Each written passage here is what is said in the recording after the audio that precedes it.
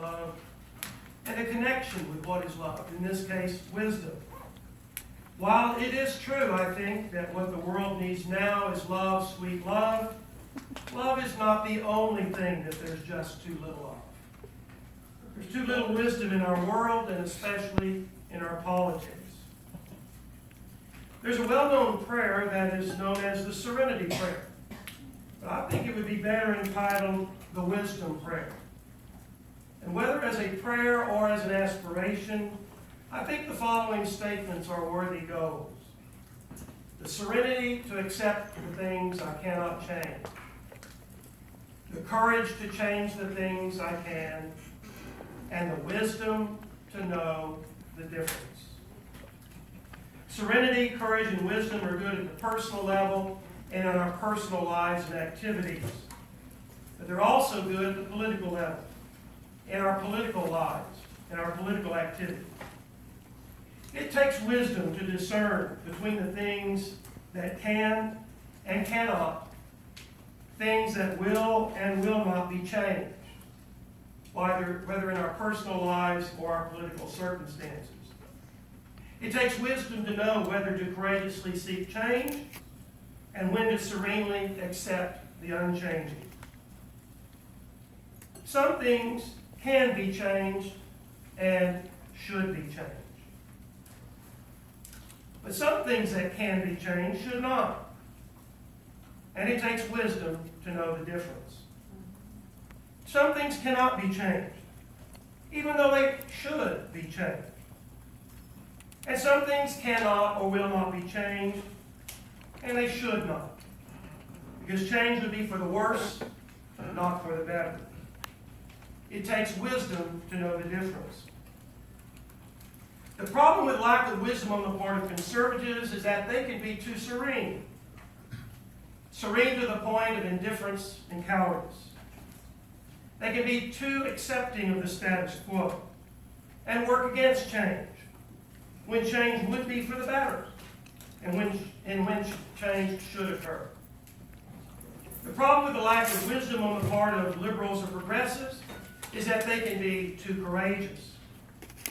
Courageous sometimes to the point of mania and foolhardiness.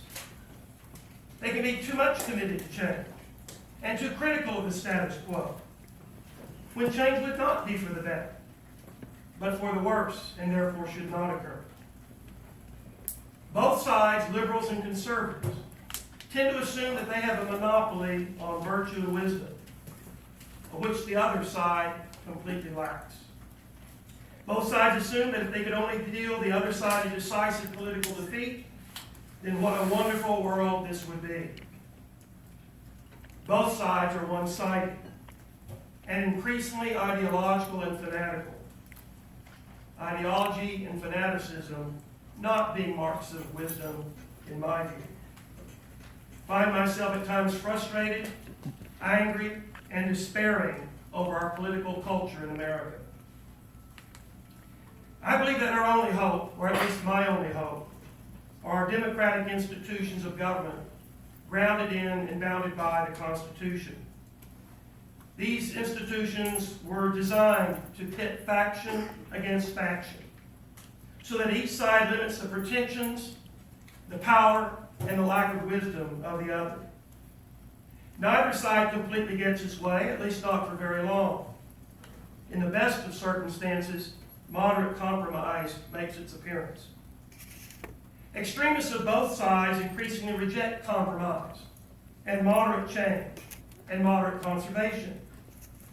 But moderation and compromise are not bad words. They are good words. And perhaps they are the marks of wisdom in political processes and outcomes. If our politics does not see a renewal of the power of the middle, of good people, both conservative and liberal, who are willing to moderate their expectations and their demands, and willing to accept compromise, then the outcome will become increasingly worrisome.